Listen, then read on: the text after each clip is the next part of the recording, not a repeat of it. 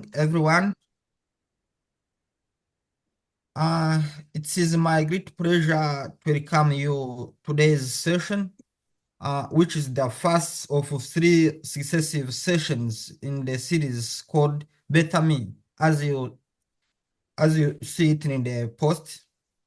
Today's session focus on the intercultural communication. So we have the honor of hosting Dr. Celeste Sindikubwab, a distinguished scholar and expert in geography, atmospheric science, and hydrology. So Dr. Celeste has been in China since 2014 and holds a PhD in physical geography from the University of Chinese Academy of Science, along with master's degree in atmospheric sciences from Ranzhou University. So his research centers on understanding environmental dynamics and climate change, with particular focus on Rwanda and Northwest China. In addition to these academic contributions, Dr. Celeste has played an active role in students' presentation and culture exchange, leading initiatives that promote mutual understanding across cultures. He is also a founder and CEO of the Lanzhou Moxijan Technology Company Limited, where he supports knowledge exchange, e-commerce, and innovation in climate change mitigation strategies. Today's Dr. Celeste will share his insights on intercultural communication, a topic that is becoming increasingly relevant in our teleconnected world. So as globalization continue to bring people from diverse culture backgrounds together, effective intercultural communication is essential for bridging gaps and fostering the understanding across borders. So without taking much time, I would like to invite Mr. Ming to welcome. Sorry to invite Miss Ming, teacher, to welcome Dr. Celeste Sindikubwab to take a stage and share his expertise on this important subject. So welcome, teacher Ming. Hello, hello. Can you hear me? Yes. Yes. Yeah, thank you, Ernest. Thank you, everyone. Good evening, ladies and gentlemen. Welcome to tonight's Better Me session. And the first and most important, on behalf of the International Student Office, HCAU, I'm very pleasant to welcome tonight's speaker, Dr. Celestine, and express my sincere gratitude to you. Dr. Sally Green is a prominent researcher and a company founder. So thank you for taking the time out of your busy schedule to bring us this academic session or academic speech. Your sharing definitely will enable our HCAU students to refine their academic thinking or skills in their fields. And secondly, as equal importance, thanks our Department of Science Research and Development for their much efforts in arranging such a meaningful activity for HCAU students, reminding us not to forget studying during the winter vacation. And finally, I also want to thank and encourage all the students who have or will come to our Better Me series session. I hope everyone can learn something and gain something, and also invite your labmates, classmates, and other familiar people to join our three Better Me activities, no matter he or she is international or Chinese students. I see some Chinese name in our list. So hope you all of our students from HCAU to join tonight's academic feast. And thank you so much and enjoy tonight. Thank you, teacher Ming. Dr. Sile, you are welcome. Okay, thank you very much. I want to thank Mr. Venost for the coordination of today's meeting. And second thanks goes to Mrs. Ming for this prestigious welcome. So it's a pleasure to be with you here and to be invited with you. My name is Celestin Sinhua, and I'm PhD holder from Chinese Academy of Science, as Venus mentioned that, and I did masters in Lanzhou University. So the education background. Today, first of all, I would like to introduce today the topic. The topic is intercultural communication, especially in a shared environment. Then we navigate in diversity of academia and beyond, as I graduated, so I can share even beyond academia. So about my education background, I'm holding PhD so in the physical geography. I think this has been mentioned twice. And I started my PhD in 2018 and I graduated 2022. After that, I went for postdoc, where I continue in Northwest Normal University. Then, during my PhD, I participated in different activities, including classes and outside fields. Also, I conducted MOU between Northwest Institute of for Environment and Resources with a university in my motherland, Rwanda. Then other things was like sport and other intercultural community activities. So masters, as he said, I graduated from Lanzhou University, where I did my master's in atmospheric sciences. That was in 2000, from 2015 to 2018. I had like a good time to learn the issue of climate change, where later I find myself opening a company related to the fighting to the nowadays climate change issue related to other now human being is facing.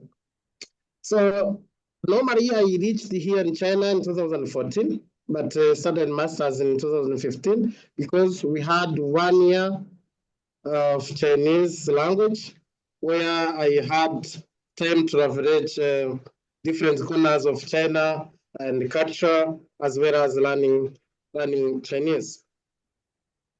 So my entire 10 years in China, I think I've been different activities across learn different cultures and different languages. I can mention that because I had experience of being with different people from different countries with different culture. So today topic, I'm not expert, but I can share my experiences, which I think is not I'm not expert in this, but I can share my experience during the 10, 11 years that I have been in China, what is the importance of intercultural communication. If we go to the definition of intercultural communication, this is a process by which people from different culture background, how they exchange ideas, value, meaning, and meaning in a way that they respect their differences. You can imagine if someone comes from one different part of the globe, they meet in a single university, they speak different languages, they have different habits, they have different religion, they have many things, what I can call differences. But the best one, as an institution, they get us together, then we focus on one goal to develop either science or any other research that aims on solving that human being problems do they have. This is the main role of intercultural communication, because together, people together, then they solve one problem. That's why it is important. I can say normally the intercultural communication is important, especially in the workspace, for especially globalization. This the time where the globe has internet, then we share same office, maybe we share the with I can say a single problem, especially when we are in the single working place. We have like here now those our audience in education institution where we gather like a university gathers different students from different countries.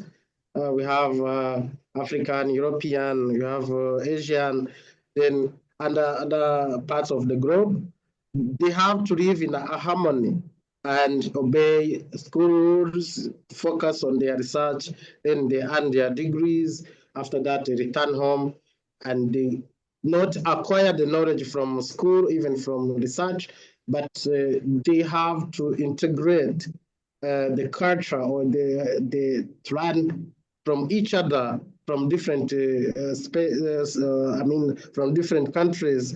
They can go back, then they know this has a different habit and the culture. So this also available in healthcare system. Healthcare doesn't have any limit. You may have some, like if you have a service in healthcare, you meet with different people. That's why you have to develop the good intercultural communication. In this globalized world where internet is dominating the social system, so the social context must be enhanced by cultural communication to communicate well and understood well in the global world. So the cultural communication also plays crucial importance in international relationships, especially those who run like business administration, like those who work in the diplomacies, even beyond that, because different countries have different to discuss either in the business, in the relationship. So anyone who is working there should develop a good intercultural communication. So, what's the benefits, if I say the benefits of intercultural communication? The main benefits is we have just if someone has a good intercultural communication, it develop a mutual respect. What if you say mutual respect? You understand owns the behavior, owns the way to express himself, or even to understand what his meaning. So in academic professionals, they are enhanced the relationship in academy to develop single topic and single goal with the aim to develop to solve a solution and to solve a common problem. So there are different aspects to develop a good intercultural communication. You have to be like you have to ask questions. This is the first point, because if you want to know more, you have to ask, not to presume or to be stereotyping, just to generalize on any topic or any person. So you avoid stereotyping. You respect the difference. If someone has his own culture, you have to respect as he will respect yours. The fourth one, you have to listen actively. Listening actively is thinking twice. I can mention that as like thinking twice, because you have to listen and understand. Then you show empathy. If someone says something, maybe you don't how I can say someone speaks something you don't feel is generally to you. You have to show empathy. You have to understand. Maybe how his culture is. So you have to understand and respect. Then you have to open mind. Open mind means you have to be eager to learn. Someone tells you something or do something, it may happen for his culture is normal, but for your culture is maybe you have never had that. But you have to open mind to learn and accept what someone is doing. So this also enhance the understanding and hence understanding between each other, and it will also improve collaboration and innovation, especially if the communication is smooth, everything goes well. So there are also the conflict resolution. If someone maybe I can mention, I don't know if the audience, the large audience, maybe are students. Imagine if you are in the room and you have like your roommate, you are different countries. I can give an example. Someone maybe smokes, other one hates smoking. Sometimes if you have like, you have asked the question, you have someone has avoid like generalization that those kind of people smoke too much or what. If they have avoided, you can discuss, then you resolve the conflict. So, and there is a cultural adaptability. So, like, I don't know, here in the group of in education, we have like different countries have different way to adapt to the environment. Maybe some people come here, especially those who are in China, you have to adapt to environment here in China. For me, maybe it took me like 3 to 4 months to adapt here. But if you adapt to the national culture, to the your friend's culture, you become everything. The rest becomes smooth. So this also improves the global competence, because when you have friends from different countries or different regions, you develop like global competence, you have like a different knowledge, then you can apply your skills to the global. So why now today we discuss the intercultural communication. Normally, as I mentioned in that app, it's for collaboration and innovation. As today, I think if in this world, the collaboration is most important, because the daily innovation is so much. If you close yourself in a box, then you don't know what's going outside, you will stay behind. But if you understand intercultural communication, understand where, and you get to learn, you are able to understand showing empathy. So your collaboration is become so on the other level, and the innovation is smooth. So you have to build respect and inclusivity. So if you like, for us who starting companies, you have to include different culture to innovate, even to enhance your productivity. This also for big companies, it brings like a global growth and teamwork. If you consider like those big companies, the companies like Google and Facebook, they have also solved this intercultural communication. That's why for them, the intercultural communication matters too much. So the important in a shared environment, like in the school and institution, if there is a good intercultural communication, it alleviates misunderstanding and conflicts. There will be no any conflict if like school trends or even every student understand the role of intercultural communication. Also, it improves like the efficiency for teamwork. So it alleviates efficiency in teamwork. Assume in a lab of students, different countries, they have different knowledge. If there is a good communication, and called communication skills, or what we call intercultural communication, it enable people to move quickly and achieve on the goal of the lab. However, we are saying it is most important. We have the intercultural communication have different barriers, and there are many, as well as there are challenges. The first one is the cultural misinterpretation. Like we have this global world with social media and different influencers.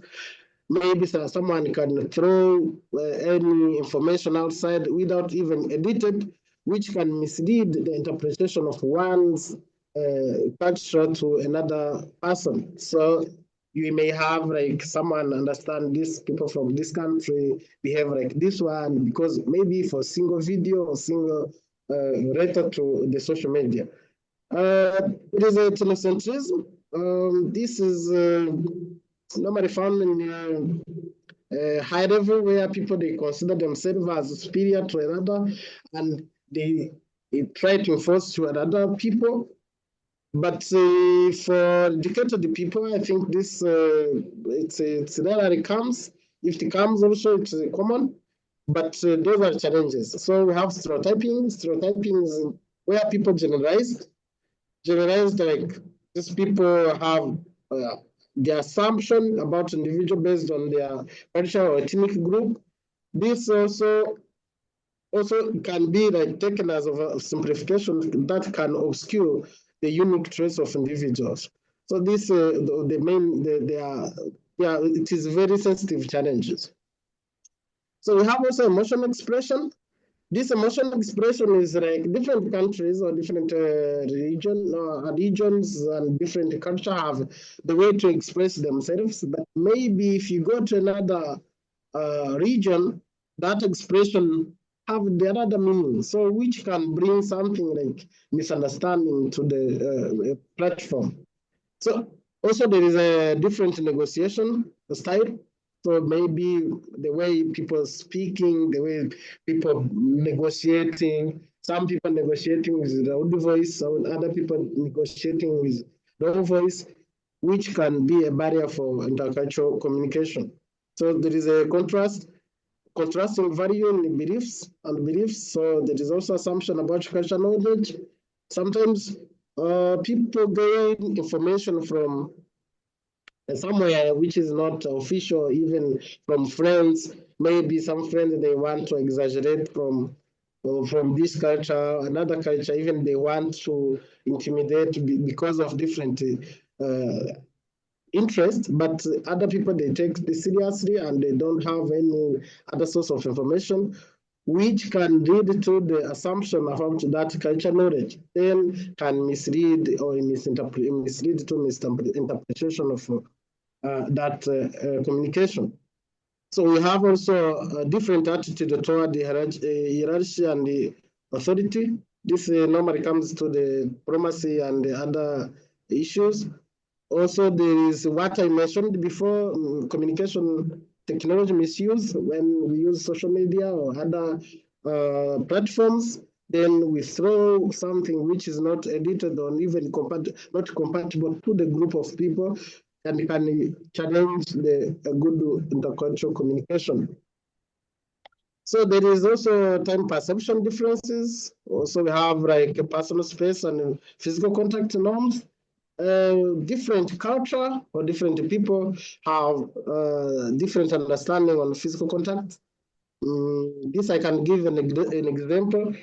When I was before 2014, 2015, it was in a class of Chinese language. I had an opportunity to be friends with people from Yemen, and as I was an African, maybe especially my country, Rwanda, if you meet with some people, you hug each other, you shake hands. But what I found that time it was like shaking hand and hugging, it has certain limit of approaching people, especially between men and women. And so there is a such like understanding, everyone can understand in his culture or what he saw in here and the experience that he's been here. They have different way to approach in the personal space and the physical contact. So there is also contextual misunderstanding. Even sometimes global politics can lead to the communication. It's a barrier because of some politics. Therefore, they can lead to the collision or even the misunderstanding between the people. So we also have The things which is, I can say, it's silent, interpreting silence difference. It's someone may be silent means accept what you say, or silence denying what you said. So the way you are interpreting this silence difference, it's also a challenge to intercultural communication. So better you speak, you ask, then you conduct the good aspect of the intercultural communication. So if you go in deep, the key principle of effective intercultural communication, you can list like most of they are almost 6, but we can list 4 here. The first one is self-awareness. You understand one's own culture biases, maybe has his own, because no one chooses culture. You born, you found in a community. What community does is you become your culture. So you can't, sometimes culture is you're born with, since you are grown in the community. There is no way to avoid culture to you. So it's one even in the human rights. You have human rights to your own culture, because the way you born is the way you grown up. So there is no way to avoid that. So as you are the third part of your culture partner, intercultural in the intercultural communication, your partner, you have to be aware to have self-awareness, to understand someone's culture and to obey. I mean, respect. So you don't need to be like culture sensitivity, as someone has told you this one has such culture, this culture, that culture, but you have to respect it and eager to learn about that culture. So to be active, also to active listening. So you focus on understanding before responding. If you meet someone, maybe your roommate or your coworker, your lab mate, better you first listen what he say, then before assuming what you want to say. This will help you just to be like involved in communication.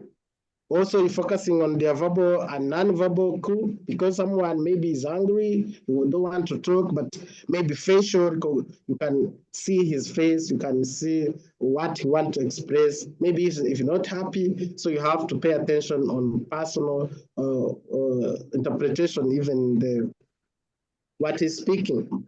So you respect an empathy, this varying different perspectives.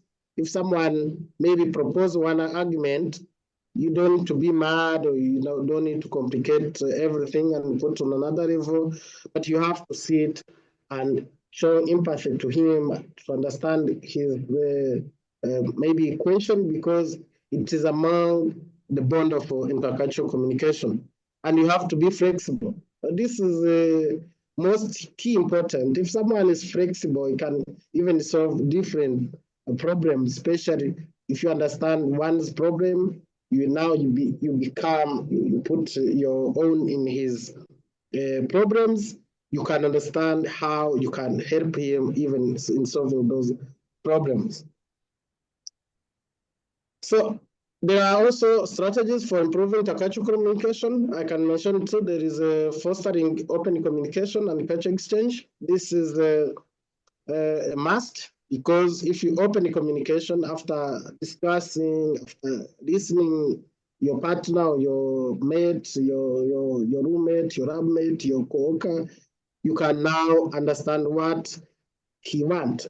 There is another one, is a set common goal and the rules in the shared environment. This is applied especially in the shared space, like an institution. As maybe student, you may see that international school has the set of rules that everyone must follow. This goes in this step, because all students have the common goal to learn and get their degrees and even learn beyond, learn culture and language, learn each and everything. So this is the role of school to organize, even to set rules to facilitate intercultural communication. So based on the first one, open communication, for fostering open communication and culture exchange, normally it's common for people to be like, if you have the good aspect of intercultural communication, you are eager to learn, you ask question, so you already opened a communication. You open a channel, like talking on one subject, listen what other people think about that, then have exchange based on different culture, because even for me, I consider language as culture, because different language, different expression, different cultures. So if someone can exchange his idea in terms of creating a good environment where individuals from different culture backgrounds feel comfortable expressing themselves, they can share their idea and engage in meaningful dialogue. So it is an approach and is a key to build mutual understanding, reducing misunderstanding, and foster the collaboration in diverse setting, like for in the institution like university, lab, dormitories, and even workplaces. So this open communication setting and cultural exchange has like a key important. The one is encouraging dialogue and active participation. On the part of school, I think they have to create a space where everyone feels safe and respected to share their thought, perspective without fear and judgment. I think this, since I've been in China, this all universities in China, they have this environment, because when you come here, you are safety, you are maybe most of them, we have like we got scholarship, or even those people who don't have scholarships, they have the best way to engage and facilitate students to feel comfortable in this school environment. And in the lab or even in the group work, some projects, they facilitate to be like a member of, if you go in the lab, you have like somewhere to sit. If you go in the dorm, they give a dorm, everything. I think this one have been encouraged in different universities. And no one, you may not find like a student abandoned because of this, from this culture to another culture. Here, they are well inclusive. That's why I can mention this is most important to encourage. Then we have promoting mutual respect and empathy. How can I say this one? If you go different universities, in dormitories, I can give an example. Before giving a roommate, as far as I know, they can ask whom you wish to be with. If you can take like a form, you can fill it. I remember in the area 2015, we had such a form in London University where you can choose your roommate just to favorize intercultural communication. And I remember that time they used to take people from different countries, then they're supposed to be together so that you can learn each other, you can be integrated in these communities. So also there is this acknowledging culture holidays and traditional teams. If you see nowadays, now we are in the holidays, because now we go to Spring Festival.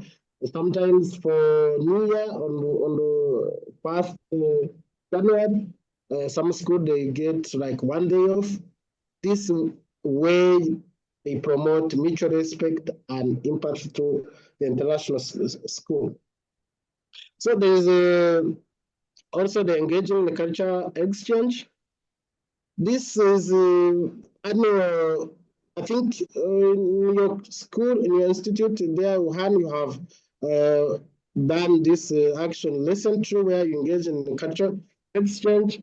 I remember in 2018, this was me in the International Culture Festival in Chinese Academy of Sciences. Then we had different dances, we showed different our cuisine, we taste the other people cuisine. This was that's promoting the cultural communication.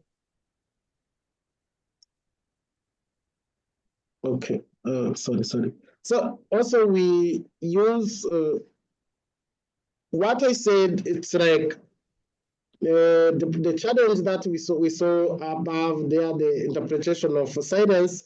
Better you use a simple and inclusive language. So use to promote intercultural communication. Use simple and inclusive language, especially those people who are discussing in the lab or discussing in the room or where people, different cultural people meet.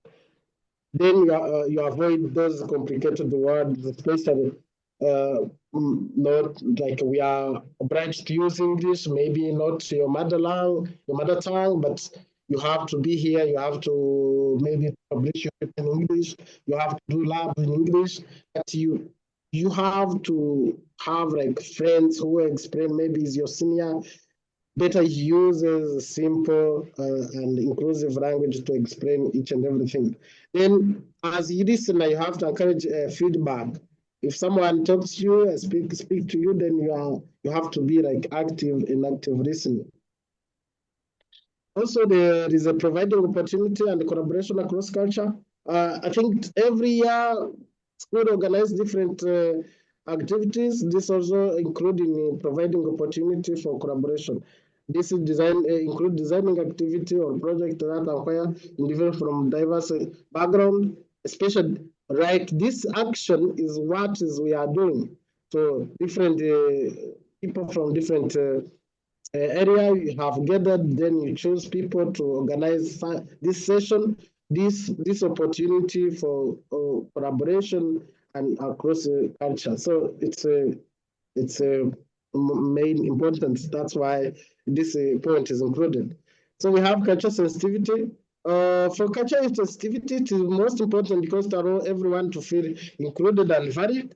This can lead to better work and more effective communication. So if people avoid like a cultural sensitivity, just they feel like together they feel as one person. So benefit include break down stereotyping, generalization. I said, and they build trust. Strong relationship. If you build trust between your roommate, your lab mate, everything goes smooth, and hence problem solving. The second I said, it's setting common goals and simple and common rules. This normally comes to the institution or even to a group of people. If people, so like 5 people gather together, sit down, set rules to follow so that no one will go beyond, but when discussed without harming one's culture, it will smooth each and everything in communication. So the aspect of setting common goals, you have to define shared objectives. Everyone must feel in that activities, must feel in that must feel in that objective. Like in the school, we set objective to facilitate people to get their degrees, to learn smoothly, to be comfortable in the school. This is setting shared objective. And like in the laboratory, team's goal might be complete research. Even we have the same topic, they can be setting to achieve on the main result. So involve everyone in decision making. You have before setting rules, better you ask. Maybe you can fill a form, you can vote, even food. So see if everyone is active in that activity. So even you create clear and inclusive rules, not limiting one group of people to another group of people. The fourth one is addressing potential conflict proactively. So if there is such conflict, better you address it properly, address it equally. So there is encouraging of accountability. If someone is responsible for such mistake or responsible for anything happen to ruin such rules, must be accountable. So then there is a regularly revisit goals, because no goals is stone. Better you be flexible to let people feel comfortable for each goal. So there are benefits of setting common goals, which is, I think, time is laughing quickly. And there is a practical tips for students and teachers. This key I put here to maybe to show what everyone must care depending on where he belongs. One, for student, you have to be curious and open mind. You participate in the intercultural community. If a school organized activities, you have to be too eager to participate and have Lord in that. Then you seek clarification to avoid misunderstanding. If someone speaks to you or talks to you, something just to be asked to avoid misunderstanding. So for teachers or for our leaders, especially in school, you have to create inclusive space in classrooms, in lab, in dorms, even in the school. For example, this time, I think we have like discussion. This also belongs to this. We encourage leaders encourage collaboration among cultural diversity. It's what we are doing now. Since there is Mrs. Ming have taken her time to come here to encourage us to learn different steps of or different aspects of intercultural communication. This is among encouraging collaboration, encouraging intercultural communication. So also there is building cultural competence, which belong to, there is knowledge, learn about other culture. If you open mind, you learn about other culture, foundation, gains, even some like prohibited in Dutch culture, just so that you may be and you may understand other and reduce culture misunderstanding. So how does learning about other culture help international communication? This is the most important, because if you understand the differences and similarities, you understand how to approach one's culture and you gain what you benefit from your friends. So you respect culture, then you avoid miscommunication. This is most important, especially in shared spaces. We have also built strong relationship. Like if those steps are done well, you build a stronger relationship, then you enhance culture adaptability. For me, when I had those 10 years, I had different roommates. Every roommate on my side, I have to learn what he likes, what he believes, what like religion or other things characterize his culture, which helped me even to feel in the society here in China. So also you have to be motivated. Being motivated is if you avoid stereotyping, you stay curious and motivated to connect to every friend. So without motivation is a crucial, because if you are not motivated, you will never learn new things. This according to the time, okay, it's okay. How the motivation or enhances intercultural communication. This is what I said. If you foster positive attitude, you don't see your friends, you have stereotyping, or you generalize something like bad on anything. Just your positive attitude. You have positive attitude toward each and everything. Then you learn, you stay curious, you learn each and everything as new things in your life. Then you encourage active participation. Like every activities, maybe your friend has a different culture, they have activities. Better you participate, then you show the participation in case he invited. So this one, also skip. This one also we said the benefit of staying motivated. The one is break down barriers. Those barriers we said different barriers, and we encourage culture awareness. If you understand other one's culture, you become aware and improve collaboration so that you are welcomed in each and every environment. So this such skills is the practice of such skills create effective communication and it refer to developing and applying techniques that enhance understanding collaboration across culture boundaries. Imagine when you are working in a large group, then everyone you can understand or even you can show empathy to his culture. Everything like your work, your thoughts is understood. And now you can go beyond to accomplish your task.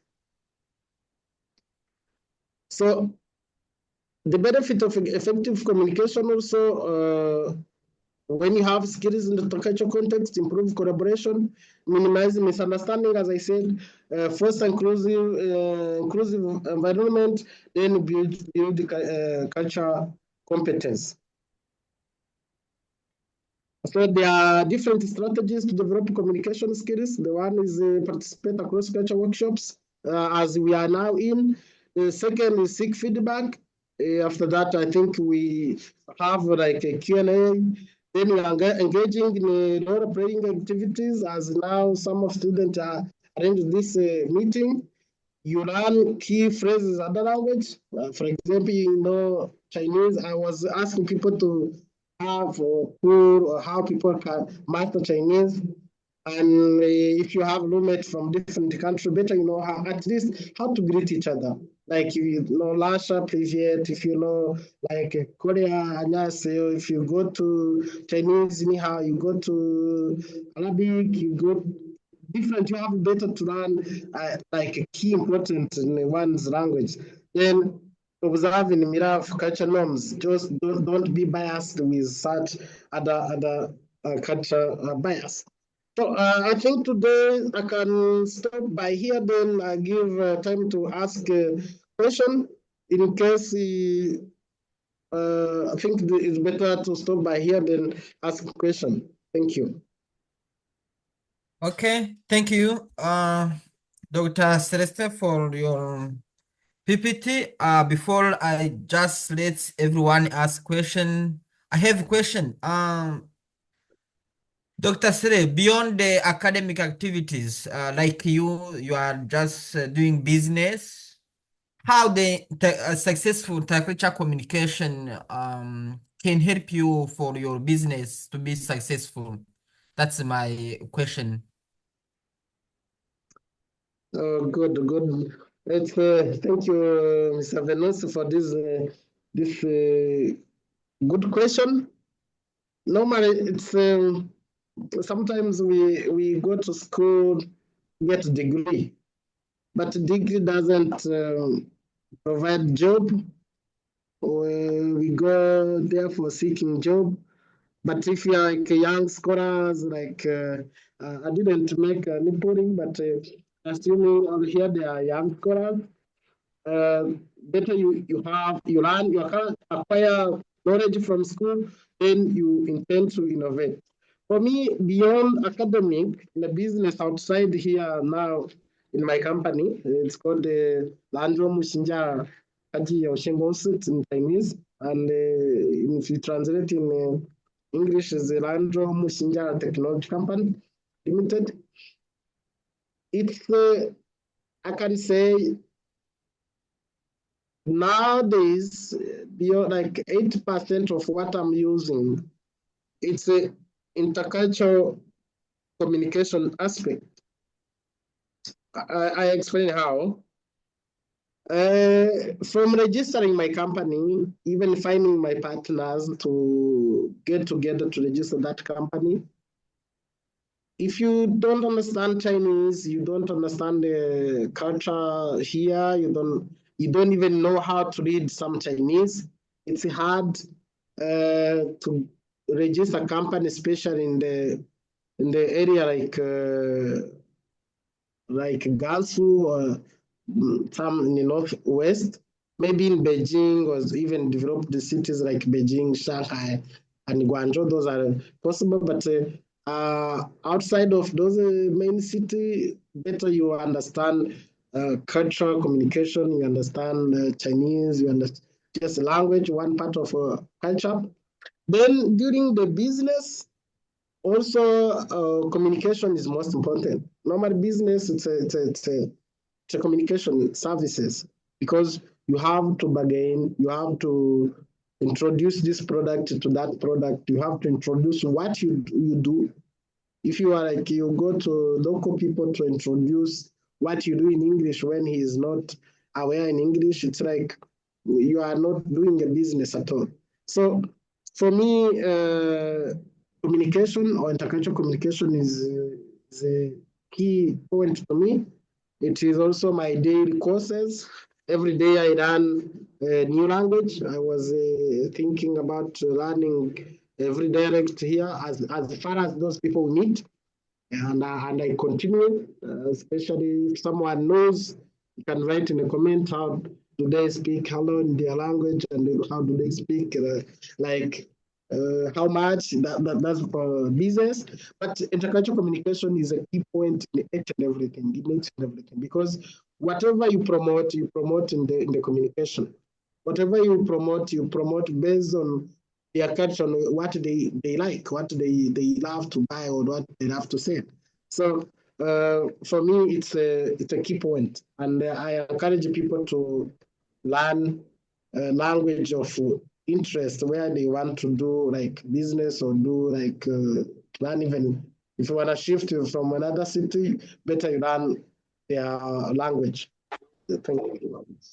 Okay, thank you, Doctor. Seems like language as a key point in the intercultural communication. So let's see if someone else has any comment or question, or just he can unmute his microphone and then talk. Sure.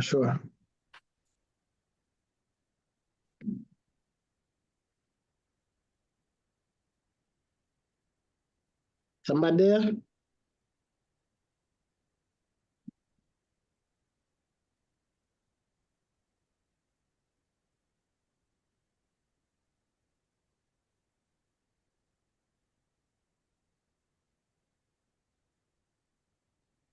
Hello? Yes. Yes. Yes, can you hear me? Yeah, sure. Yeah. Thank you. First, thank you so much for this insightful session. We learned a lot, and the topic is really important. I have two simple questions.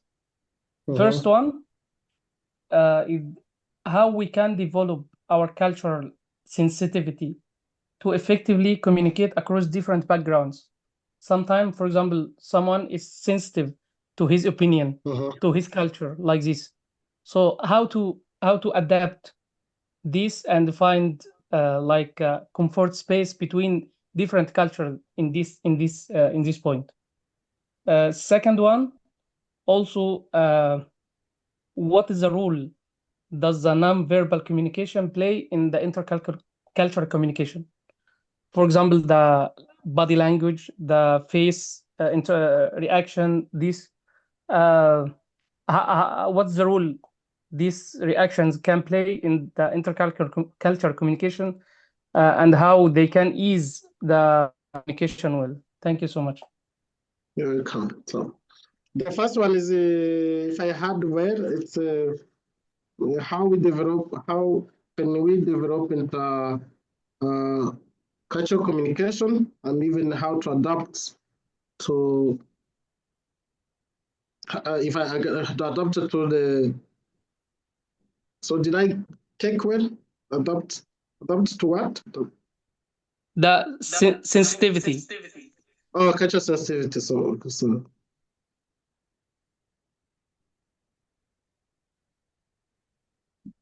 and the role is the second one is the role of Non-verbal communication.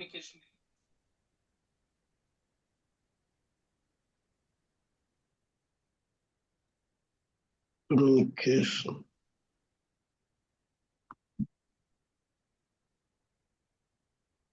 So you mean what the role of non-verbal communication in terms of a good aspect or bad aspect? Yes.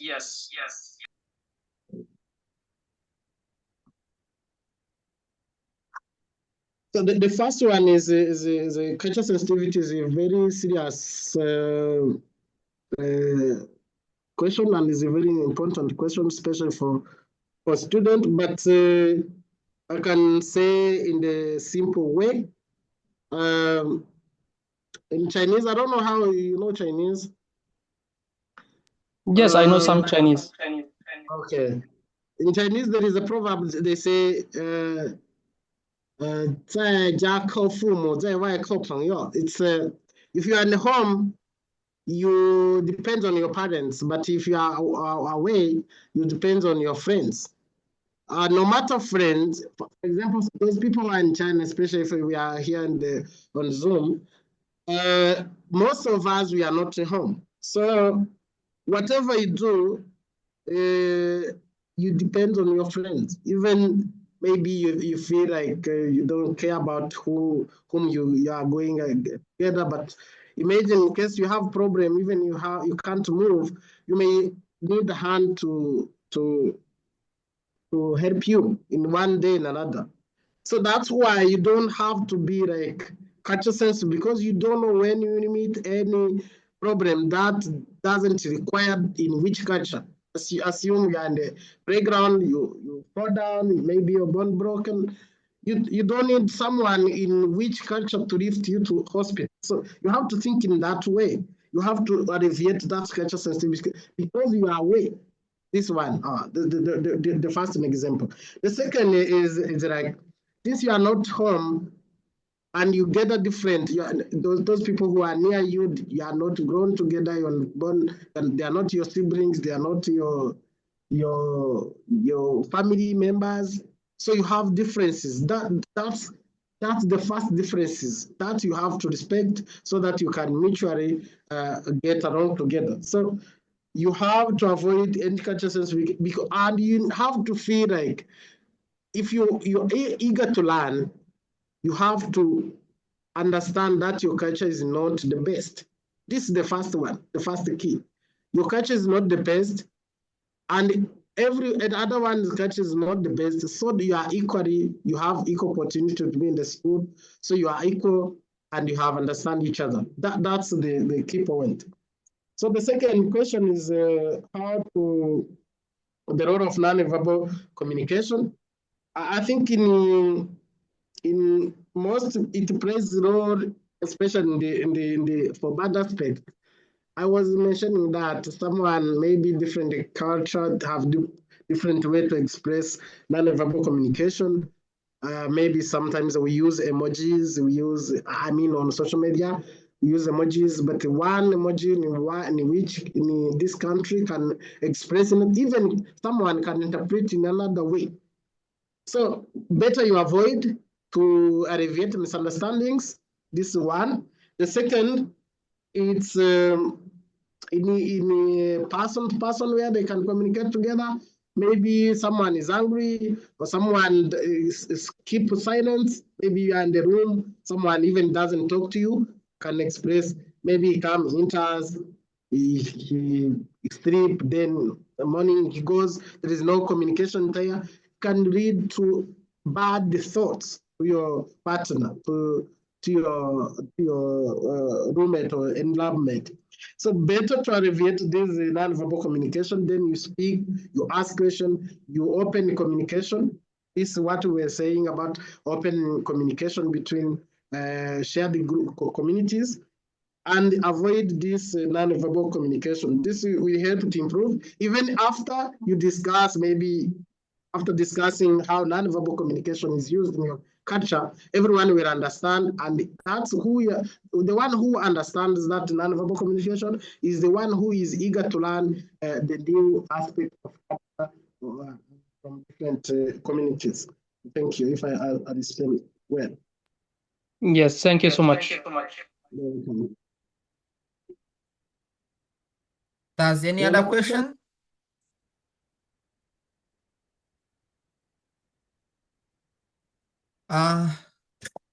If no other question, I want to thank Dr. Celeste for your such and insightful and thought-provoking presentation. Hello, good evening. Good evening. Sorry, my mic was muted and I could not realize earlier. I have a question for the facilitator. Your name, please? My name is Alpha Omar Obari, students of HZAU. So, thank you very much, sir, for a very excellent presentation. It's quite interesting to particularly know one of the essence for our coming to study here as well is to have an interaction of intercultural aspects of our lives. So I would like to know, with all your time spent in China, and particularly so post academic study, now you are in business as well. How do you rate the intercultural relationship, the acceptance of the Chinese with other international persons, particularly in the field of business? How do you rate the relationship of Chinese in partnering with international business people in the line of business? How do you rate, and what will be your advice for us also after graduation? Okay, good. How I rate the intercultural, intercultural business between the foreign companies and the Chinese companies that you ask? Yes, clearly. I mean, what's the intercultural relationship with regards how you, as an international business person, maybe how you relate with Chinese, or is there an opportunity to partner and then the business foster well? Okay, good. Chinese, yes, thank you. So for this question is a quick answer. There is a big opportunity for especially those who are graduating, in case they want more about business opportunities and how to integrate in the business area. They can contact me. My contact is up on the first page. And if I relate in a business, and even how you can integrate, I'll try to simplify your question. After graduation, maybe you want to start business. Maybe most of business which I can advise is a business trade, international business trade, which is welcomed now here in China. I think it's a big, like, one. When we say e-commerce, it's among that line. We are in that line where we take especially for me, I'm an African. We have different level of technology which is not integrated in our, maybe in my field of climate change and agriculture and some other machineries. That's what I do. I try to transfer knowledge and to find a cooperation between poor area or like a low developed area to push or to integrate those achieved here in China to another area where I can communicate between the two companies or two institutions to share the technology between those institutions, so that we can improve the well-being of African people or other non-developed areas. So this on this topic, if you want to integrate in the Chinese business area, better we discuss apart, but there is a big opportunities and there is a good rate for people who want to found or to register a company, especially for young innovators. If you maybe there are some requirements, especially for degree for you. I'm assuming that at least we have all of you here. You have a master's degree and even bachelor. They can try. But I'm not very sure. But I'm sure that bachelor also, if you hold diploma, you are eligible. So here there is a good rate, there is a good chance and a good opportunity. In case you want details, better you come in the box, then you can discuss further. But there is a big opportunity. So I think it's a good question and some line to follow. Thank you. Yeah, any other comment or question? So you muted him. He's muted. I'm not sure if he's sure Now everyone can unmute himself. Oh, great.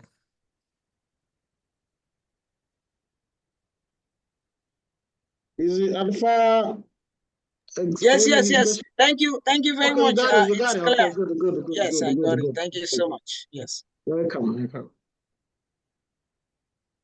Okay. Thank you, Dr. Asre, for your insightful and thought-provoking presentation. Or maybe your expertise and experiences have given us a deeper understanding of the importance of intercultural communication in today's globalized world. So I'd also like to thank everyone in the audience for your active participation and engagement today. We hope this session has sparked the new ideas and discussions that you can carry forward into your own work and interactions. So I ask you, please stay tuned for the next sessions in our Better Me as a topic for all session. So we look forward to seeing you again. So thank you again and have a wonderful evening. Thank you. You're welcome. So we can exit or Mrs. Ming can close the session if she's still there.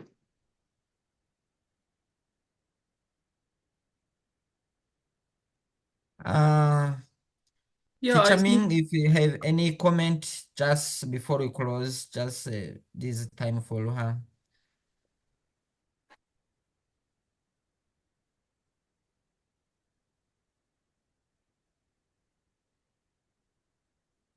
Yeah.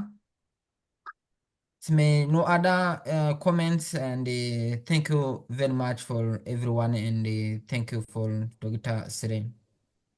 Okay, welcome. So the session is closed, so we are next time meet. Okay. Next time. Okay. Yes, thank you everyone. See you. You're welcome. Yeah, bye-bye. Bye.